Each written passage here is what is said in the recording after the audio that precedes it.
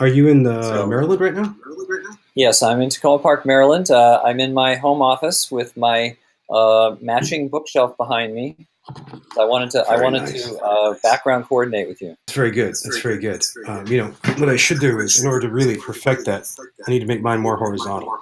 There we go. Oh goodness. Well, I should Okay, move I had. back a little bit, and then there's less. All right, it's good enough though. We can always use All some kind of right, dramatic action shot, right? that's true. Oh no, it's a roller coaster shot. Oh, John, I'm so glad you could make it. Thank you very much for agreeing to come on and to talk about your work.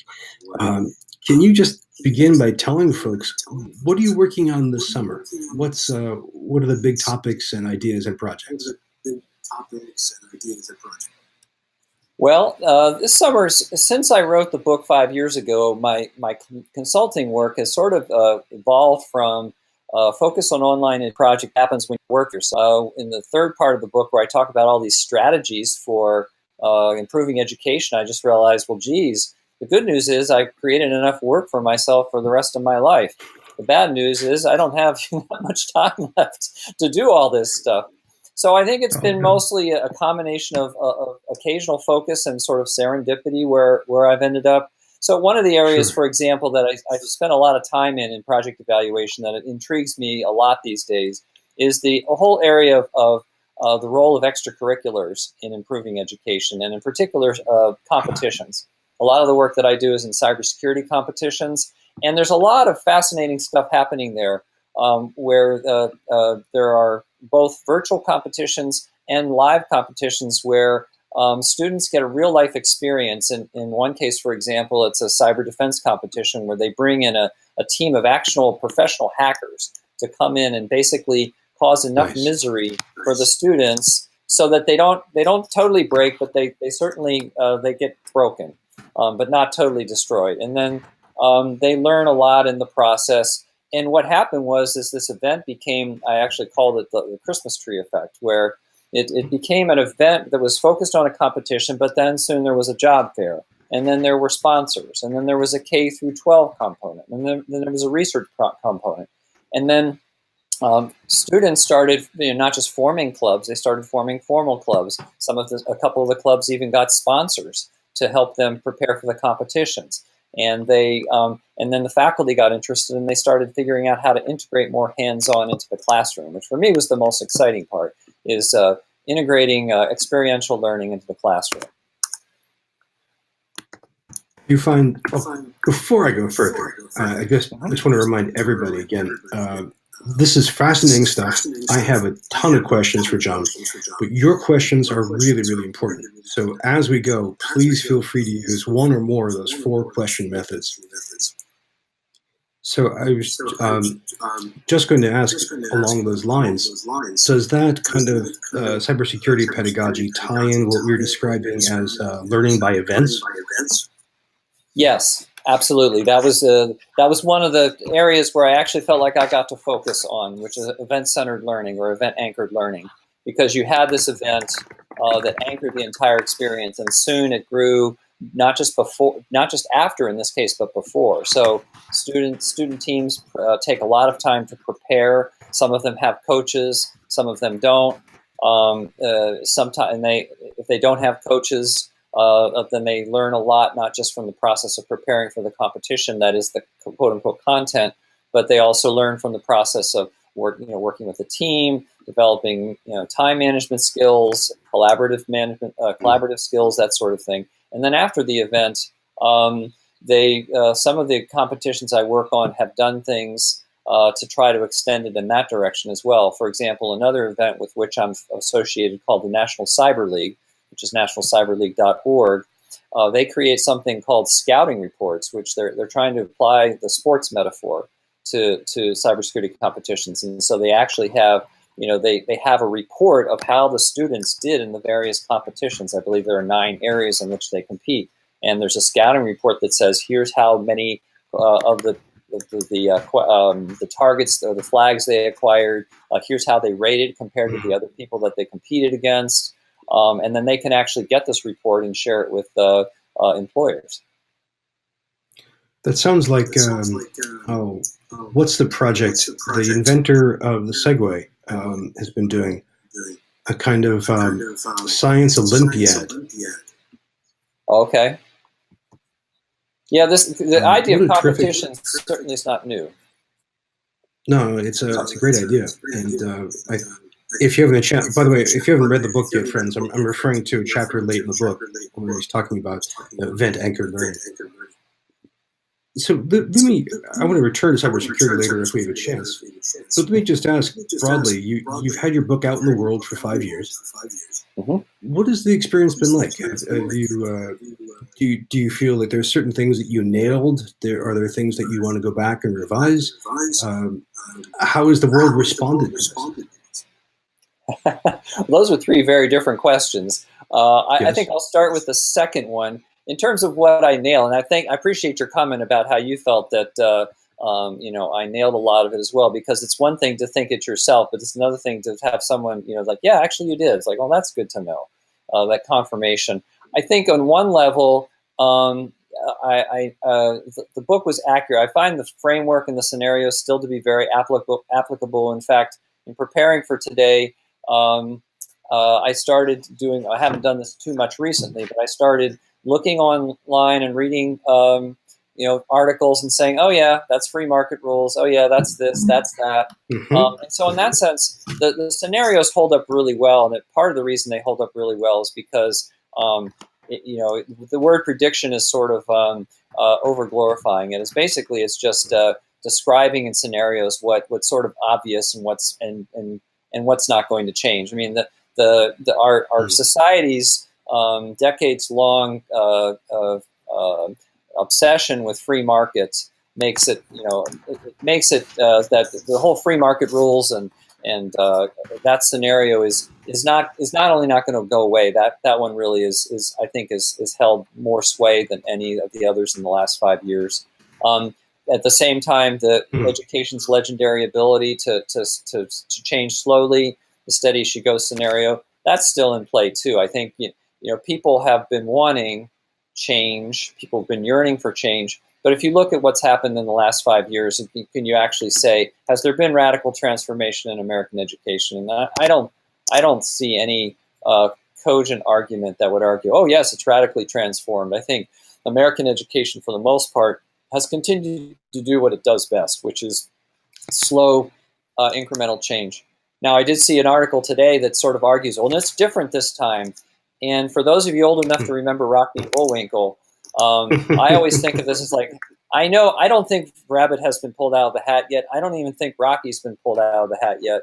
But these people have been, are claiming, oh yeah, no, this is really different this time around. And, maybe it is. There are a couple wild cards in play that could make it different this time, but I'm not convinced yet. So in that sense, those things were easy to predict because it's basically saying education is going to be the way it has been. In terms of your other question, what has changed? What would I change? I think one of the most interesting changes to me is how free learning rules has evolved. When I wrote the book 5 years ago, there was a lot of, I felt like I was in a 70s revival. There's a lot of talk about Ivan Illich and Paulo Freire, and you had Kurt Bonk's book, The World is Open, everyone's a teacher, everyone's a learner. And I just thought, this is like the 70s all over again, and with the same outcome, which is that it didn't really go anywhere. But I think what's happened with free learning rules, from my perspective, is that the most where it's made the most traction is it made alliances with the free market rules folks. I didn't talk a lot about Seven Futures about the mix of scenarios, but there clearly has been a mix of scenarios. I did talk some about the mix between free market and standards rule, because there's a natural compatibility there between the two.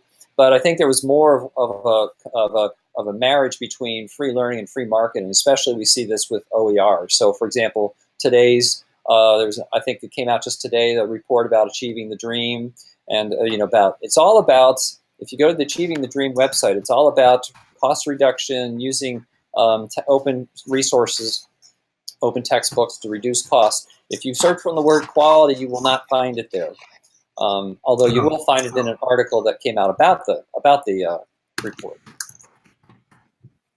There's a really fascinating book by Thomas Frank called The Conquest of Cool, where he takes a look at how advertisers, Hollywood, and very conservative media figures in the 1970s picked up 60s psychedelic art and used it to sell soda water. Um, it's a pretty depressing book in a lot of ways, but it kind of gives an interesting example of what you're describing of your 70s flashback of having businesses ally with these kind of countercultural trends to make educational technology. Yeah, and I'm going to pick up on your use of the word depressing, because I think since I wrote an article about this, 7 Futures 5 Years Later, for an obscure Polish journal called eMentor, which it hasn't come out yet, I don't think, but it's, yeah. And, don't ask me how I got, known in Poland, Nice. but yeah, Nice. But I think since writing that, I think that I have been more and more, the word depressed comes to mind in terms of just seeing just what kind of free reign, free market rules scenario has. And I was tweeting about that in some of the tweets that you alluded to earlier. I found this article this morning that was posted on Facebook originally by Mark Milliron from Civitas Learning. And, on some level, I admire their work. But basically, the article's about, here are like the 90 products that are changing the future of education, and here's how much money is being spent, and here are the companies involved, and here are the celebrity investors involved, and here's what it's going to do, this, that, and the other thing. And I just for fun, I decided to search on the word teach. And where it shows up is like, teaching is actually very much in the background with all this. It's basically like we're going to build the future of education, and we're actually in charge. And I can understand why they have that idea in their minds, because there's a lot of societal support for that notion, even as I think it is doomed to failure. Let me try and cheer people up before we get too gloomy right now. That's often my job, is to depress people. Let me just walk everyone really, really quickly through your first 6 scenarios. I love the way that you have those 6, and then you save number 7 for the epilogue of the book. So the first 2 scenarios are based on major change. I think one of them is free market rules, where economic and business forces really reshape higher education. As you said for that example that you were looking at on Twitter, John, people look more towards efficiency, cost savings, cost reduction, cost containment, and not so much for quality or pedagogy. A second scenario with that is called standards rule. And in that one, we have basically IT standards across the board get locked down and locked into place. Along with that, we see the rise of not just No Child Left Behind, but also Common Core standards and other standards forms implanted by assessment, which really, again, lock down education across the board. And then you have 2 dramatic scenarios. Number 3 is called Free Learning Rules. And this is a version of what I called before the fall, the silos, where open education resources really just conquer the world. And then the flip side of that is cyber dystopia, where there's basically an Orwellian nightmare, or as I like to think of it as the modern American airport. And we see that applies. Oh, God. Oh. Sorry, I brought it up. Oh, yeah, I'm supposed to be happy here. Sorry. That's right. And then there's 5 and 6 are what you call the decisive scenarios. Number 5 is where education changes only gradually. So technology and other forces have just incremental little impact on education. And then your 6th is what you call making the most of cyberization, which is where education manages to extract and select the best features of the digital world and use them to improve education. So how's that? How am I doing as a summary? That's excellent. Just keep going. I'll just sit and listen. That's the privilege of the author. Actually, John, if I could ask you for a technical favor, the top of the screen, you should have a volume bar. Yes. If you could lower yours just a little bit. Okay. Yeah, I raised mine a couple minutes ago because I couldn't hear you as well because my air conditioning kicked on.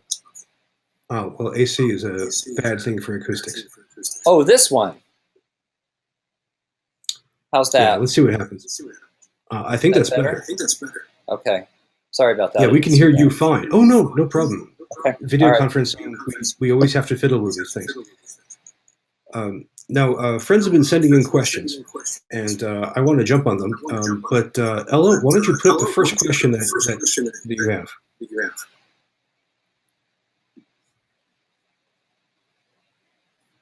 Oh, I'm sorry. There is no question yet. I was getting ahead of you. So we have these six scenarios, and you're saying that the first one, the free market rules, seems to be the most popular or the most successful in terms of forecasting. The free market really does roll.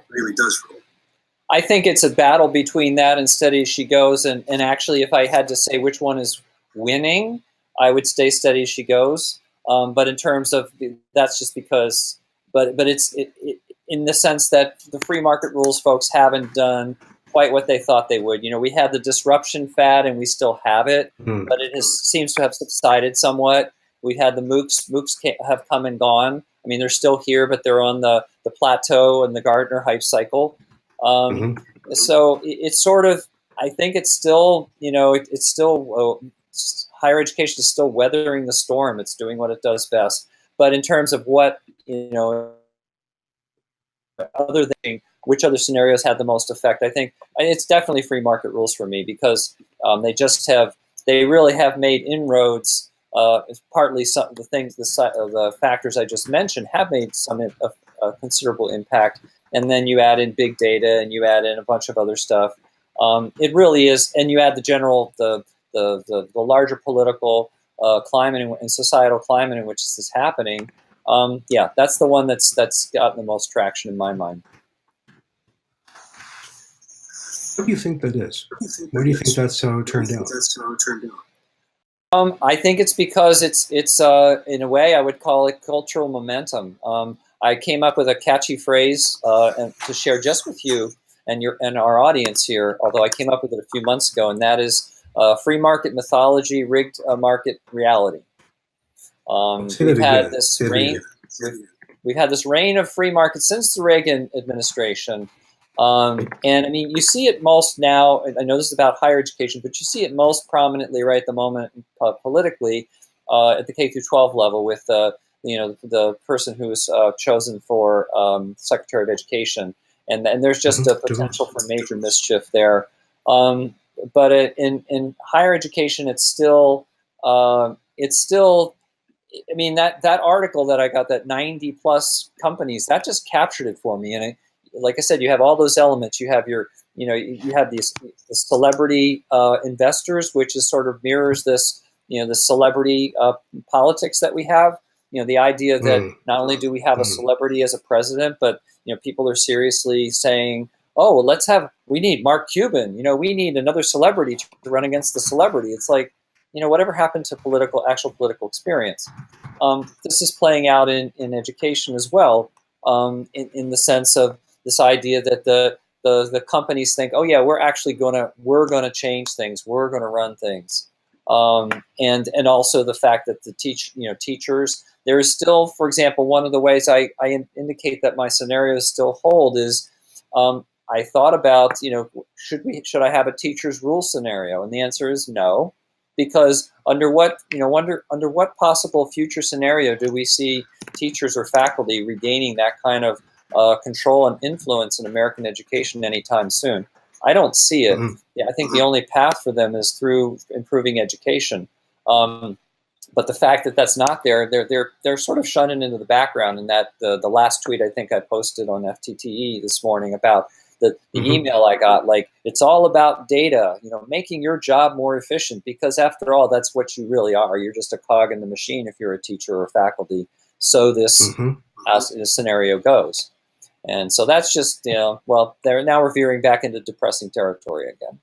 Well, but if we think about this analytically, what you are doing is you're analyzing powerful forces in education and society, and you're trying to analyze them in order to see how they reshape us. And I think we can look at that pretty dispassionately. I like to look to pop culture for signs of this. For example, have you seen the Netflix series House of Cards?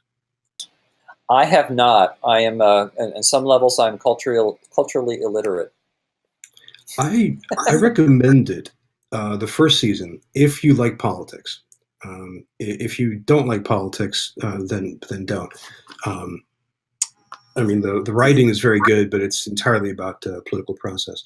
The reason I mention this is that a major plot point in the first season is our protagonist, who is a senator, gets to go to war against a teachers union, and he wins. He basically shatters a national teachers organization, and it's interesting for a few reasons. One is the this doesn't make him into a villain in the show per se.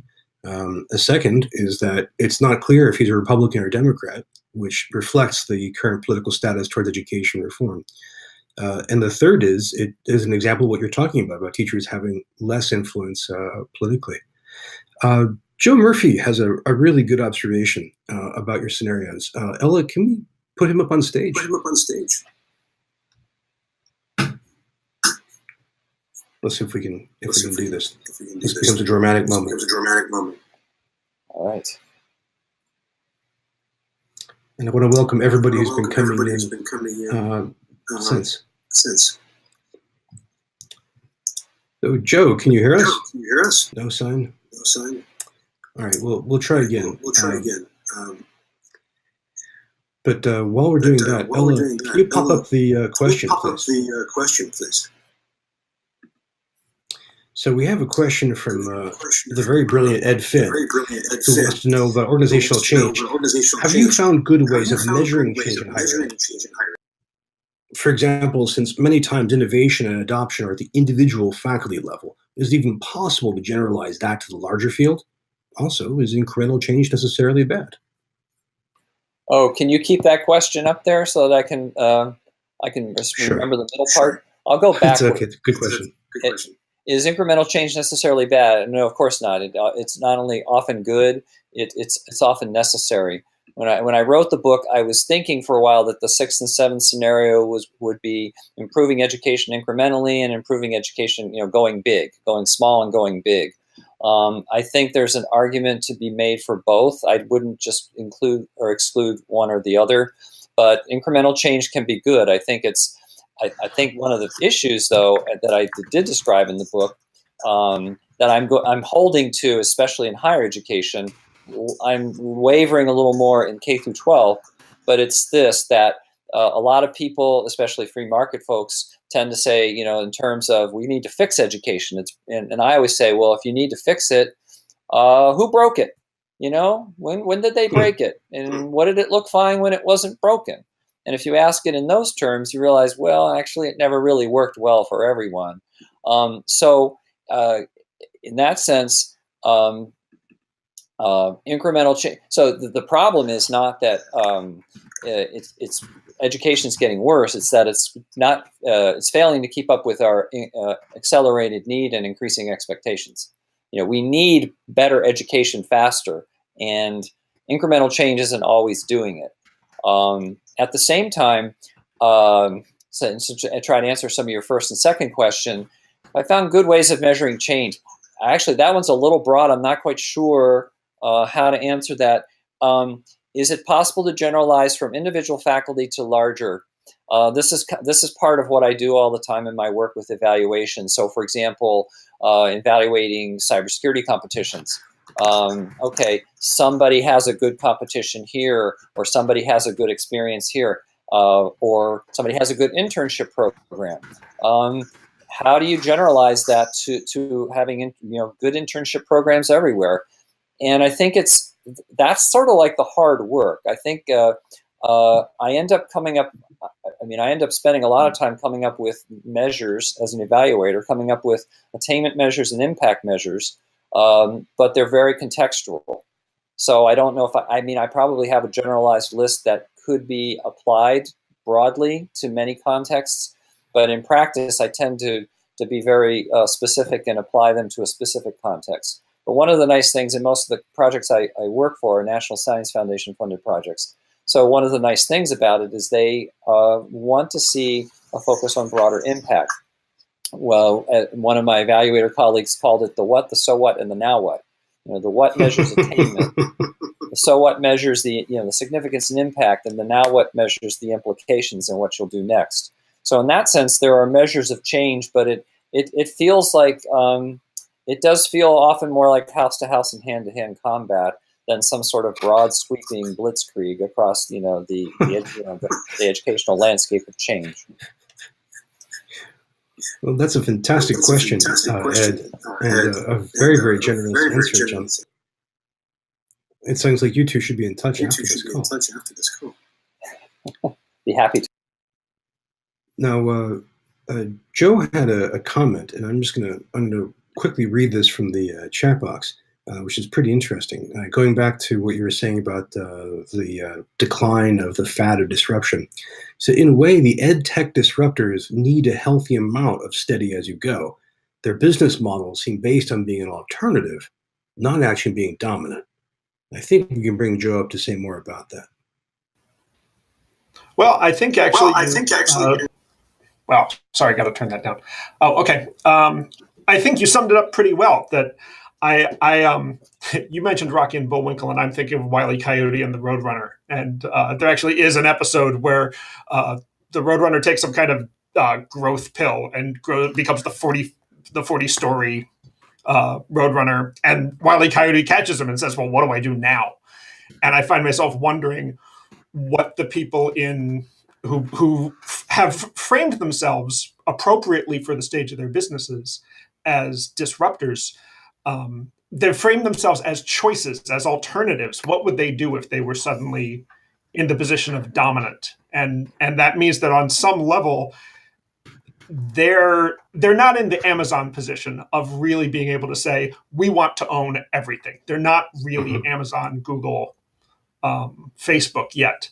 They're still in the position, I think, of needing to be alternative to something. I'm not sure if we actually see. I'm not sure how I see that enacted, but it seems to be the case to me. And I think that thank you, Joe. I think that's a very good point, and it's a very wise point about how everybody who wants to. I think I say something to this effect in the book, in the Steady She Goes part. Everybody wants to change education, but they only want to change the parts of education that they want to change. And for that to happen, they want everything else to stay the same. Like, well, this part's fine. And you're right. They not only want that, they rely on it. Their model relies on it. So for example, I say a lot of free market folks, they're not interested in, and this is where they often get into league with the standards rule folks. They're not interested in improving the quality of education per se. They're interested in getting higher math and reading test scores. And that's their primary metric, especially in the K through 12 level. It's really remarkable how reductionistic it has gotten and can get on the K through 12 level. In higher education, a little more problematic, but even there, you've got some examples, and I think you see a lot of it in the performance-based funding initiatives, where even though we're in performance-based funding 2.0, where they have a broader array of outcome measures. Intermediate measures, they're still very broad and not very granular, and it relies on keeping things keeping everything else the way they are. I would argue, unfortunately, I even see that in the Achieving the Dream initiative, where they're focused on reducing cost or whatever, and they're not really, the quality can stay the same as far as they're concerned. They're not really interested in improving quality. So that's a very, very astute and useful observation to keep in mind, in my opinion. Thanks. There was a neat thing yesterday where John Hattie has done a lot of meta-analytic work on the effectiveness of different pedagogies. And he apparently delivered a paper recently where he married this just to a theory of kind of surface, middle, and deep learning. And said, well, if we don't find ways to measure deep learning, then pedagogies that change things that are easy to change will always win. And I find myself wondering if we see that in kind of the disruptive ed tech areas, as you said. If the goal is to improve test scores, that's not the same thing as building scientists. And that's yes. They did the same thing. They didn't. I don't think they emphasize it so much in their higher ed book, but the Clayton Christensen and his crew with in the K through 12 level with their book Disrupting Class, they basically took one concept, which is a nice concept, the Howard Gardner's concept of multiple intelligences. They basically took that pony and just rode it right into the ground. They're basically like, oh, we're gonna have schools that for interpersonal intelligence and schools for mathematical intelligence. Like, A, why are you doing it at that level? And B, why are you why are you assuming singular intelligences for any of these units, whether it's a school, a class, content, or a person? So they took a good idea and they just really overdid it. And so I think that's in a way that's another example of what you're referring to. Well, thanks. Well, thank you, Joe. That was a really good comment. We have another question from Ed. And we should flash this on the screen. And he's kind of following up on where he was before. On organizational change, have you found good ways of measuring change in higher ed? Since many of the times innovation and adoption are at the individual faculty level, is it even possible to generalize that to the larger field? Is that the same? That's the same question. Okay, hang on a second. No wonder that was a good question. Because it felt so familiar. It was. I mean, I almost feel like giving another answer. It's a sort of because it could be multiple answers. You have the humanities background. Well, degree in psychology. What can I say? I try to put my liberal arts education in this. Well, let's do this. I'm thankful to Ed for the first question and Joe to your observation. Do you think that we could right now take 5 minutes and enter into what we call the mingle session? So this means, Joe, that you and I climb off the stage and we get to interact with the different people out here in the audience. And we talk in small groups. Small means groups of 2, 3, or 4. And we address a couple of these scenarios. So I'd like you to think about a couple of the scenarios that John mentioned. And I want you to think about, are you seeing them play out where you are at your institution? So if you're in Tampa, if you're in Canada, if you're in DC, if you're in a library, museum, a college, or university, or a system, where are you seeing these play out? And I think I want to pull out 2 of these scenarios because they're especially powerful. One of them is the idea of standards ruling. So are you seeing a rise in both IT standards, but in particular intellectual assessment standards? So if you're seeing people trying to have greater and greater fidelity to standards, again, like Common Core. So that's one, the standard scenario. And the second one is the idea of cyber dystopia. And so this is where we see the use of digital technology to cramp the human spirit, to reduce us from quality to quantity, to control us, to reduce our independence and freedoms. So let's take a look at these 2 scenarios that we haven't talked much about, the standards one and the cyber dystopia. And let's take 5 minutes and see, are you seeing these play out where you are? Now, if you'd like to talk to somebody, simply double click on them. And if they want to talk to you, they can. If you don't want to talk to people, that's fine. It could be that you have a mouthful of lunch, or it could be that you're in a public place or you're shy. That's fine. Just refuse content to people, refuse to connect to people. And we'll do this in about 5 minutes, and then we'll report back. Now we have to demingle. We have to reconnect and resume our previous pattern. And I have to say, I had a really, really lovely conversation with George Fowler. And I want to bring up an observation he made that I think is really important. John, we'll bring you up in a second as soon as those Joe and Tony characters can let you go. The question I want to have to ask everybody is, we'll look at these scenarios.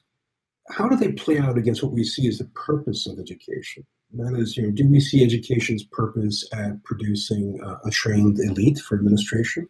Do we see education as broadly training a workforce for total development? Do we see education as producing an informed and thoughtful, engaged citizenry? Um, you know, Once we think of that, then that leads us to approach these scenarios very differently. So if we're looking at cyber dystopia, or if we're looking at standards, what we see as the purpose of education really drives us to those in different ways. John, did you get to hear my summary of that, or No, I didn't. I'm sorry, I was not paying no? No, close no attention. problem, no problem. There are wonderful people here in the forum.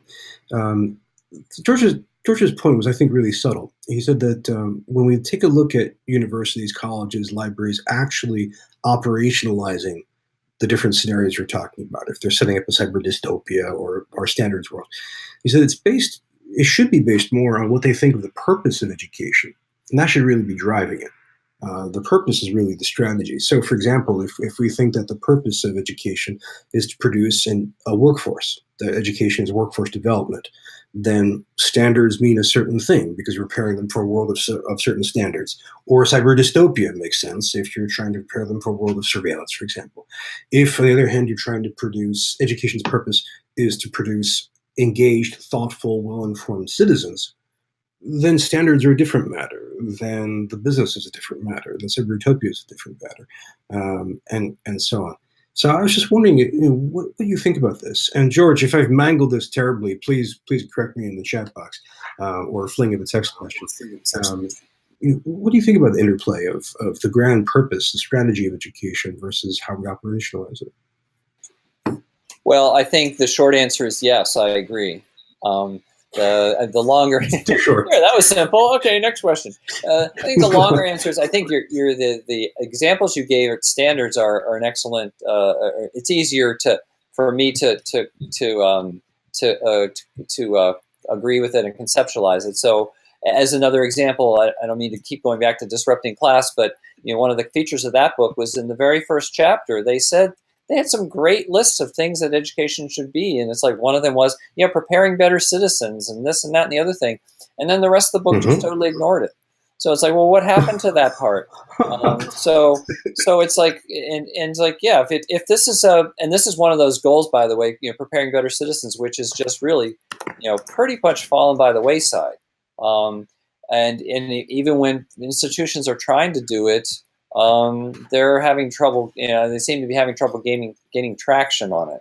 Whereas, obviously, this whole thing about student educational institutions as preparing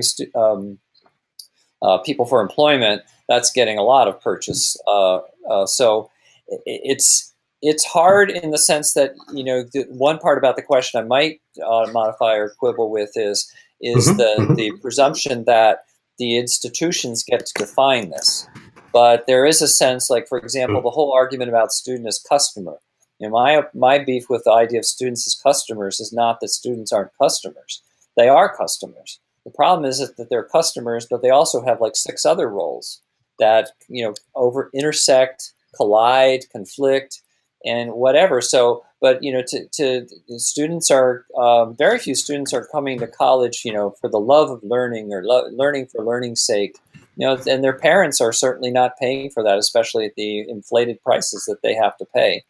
So there's a way in which the institution can express what its purpose is, but they also have to deal with the reality of what their clients or customers, but their students have to, and the people that are paying for it have to do it. In terms of cyber dystopia, I see that as a little more of an outside disruptor, in the sense of this is something, because we're dealing with technology. Anytime you deal with technology, you have to deal with the consequences and learn more about what the consequences are. And I did rely fairly heavily in the first book on Sherry Turkle's book at the time. And then she since wrote another book, Reclaiming Conversation, which for me is at once informative and maddening, because it sort of careens for me back and forth between, yes, this is useful, and no, it's not all bad. Why are you for the very title, for example, reclaiming conversation implies that people had conversations once and that they had something to reclaim. Whereas my view is that that's a very, and other people have argued this in critiques of the book, a very privileged view. It's like, well, you have conversations. We're just trying to, get a foothold in society. So I think in that sense, though, the common thread that works for me is any new technology needs to be examined more closely. And in her first book, she referred to the way we deal with technology as the triumphalist narrative. The idea like, oh, MOOCs going to be the best thing since sliced bread. Ooh, competency-based education is going to be the next thing since sliced bread. Ooh, the next thing is going to be the next thing since sliced bread. And after a while, it's like, well, you have to be critical and say, well, what are the affordances? What does it do for us, and what are the dangers? And we see this all the time. And then people careen in the opposite direction, like, oh, Facebook rots your brain. Twitter melts your mind. It's like, well, no, only if you hold your mind too close to it. So it's like any sort of like flame, or so it's that's the part for me about cyber dystopia. And I don't think we've gotten much better, if any, at doing this. I think we seem to careen from technology to technology, like, oh, this next one will be the next. And that's one of the things that bothered me about the article this morning, by the way, is like, here are 91 companies that their great new thing is going to do all these things. It's going to engage students more. And the one that caught my eye that I posted on my 7 Futures in particular, like I think it was called Newsla. It's going to provide digestible content for students. I'm thinking, and first of all, when did nutrition enter into it? And second of all, this is no different from what I can tell is when I was a kid and my local newspaper had things in the news, to get kids to read newspapers. It's like, it seems like it's, just maybe a tarted up version of that. And it's like, well, okay, so what are the affordances? What does this do? And what are the dangers? Those are the things that that we should be looking at, instead of, oh, Newsla is going to do this and we're going to do that. And, so, but if I go too far down that road, I start to get cranky again. So I'll stop. No worries. You've paved that road with great analysis, and based on a lot of experience. Friends, I'm looking at the clock and I realize that we're almost at the end of time. So let me just ask if you have. There's time for one more question from any of you. Again, either via the chat box or via Twitter, or if you want to join us on stage, or simply type out a question. We have quite a lot to look at, and I don't want to. I have questions myself. I don't want to intrude over where people are. I will do that intrusion there instead. If people are still thinking, one of the questions. Ed has a new question. Please go ahead. Or Tony. Flash. I thought MOOCs were not the huge shakeup to higher ed that some thought or hoped it would be. Does what seemed to be the huge interest in MOOCs tell us anything about changing attitudes to change in higher ed? That's a solid question. I'm going to say, what does it tell us? I think, and I say this in the book, I think there's a deep yearning for change. Even though education itself is, it doesn't change very fast or very much, there is a deep yearning for change, and anything that looks like it has any hope. And MOOCs obviously were a spectacular example, and those of us who, and as an aside, a quick aside, MOOCs were the last thing to be left out of 7 Futures. It went to publication in December 2011. The first X-MOOC was just being offered at Stanford. I decided not to go there, because all I would say is, there's going to happen. Keep an eye on this. Like, yeah, well, whatever. It would have looked good, but it wouldn't have meant much. So, but I think it tells us that people really genuinely want to see change, and they want to see change so much that they're maybe not looking at it as so rationally as they might otherwise. When MOOCs came out, so many people were like, "Oh, this is really it's going to change in this, that, and the other thing." And it's like, but if you actually looked at it, you had to say, well, but what about the fact that there's no you can't do assessment, or you have to add all the things that you have to add on to it to make it into education. And what about the low pass rates? And what about the signs were there for all to see. And who's actually making a business model out of this? Now, one of the things that was interesting about MOOCs is which I love to look at as an evaluator and as a observer of education, is all the anticipated consequences. So, for example, people discovering like, well, it may not be good for everybody, but it's a new avenue for identifying new talent in different places, different countries. Yes, one institution I talked to said, well, we're using it as a marketing tool for our program. And that's brilliant. That's actually quite smart. So there are these unanticipated consequences of ways in which it can be good that are useful. It just wasn't going to be, sliced bread. And as Joe already pointed out, nobody has really improved on sliced bread yet. Although he disagrees with me, but I think croissants beat it. But that's understandable. I understand. Which one came first, though, is the question. Yeah, I think croissants really come first. I think you're right. But let me just fire one more quick question for you, and we're out of time. So let's just see. George has a very provocative question, which was, are you saying this is an argument for nationalizing our higher education system? No. Next question. Okay. No. All right, I'll elaborate. I think whenever I see nationalizing, I always think of this, maybe slightly apocryphal, but not entirely apocryphal anecdote about France and about how supposedly the Minister of Education in K-12 could look out the balcony of his office and he would know what every child in France was studying at that particular moment.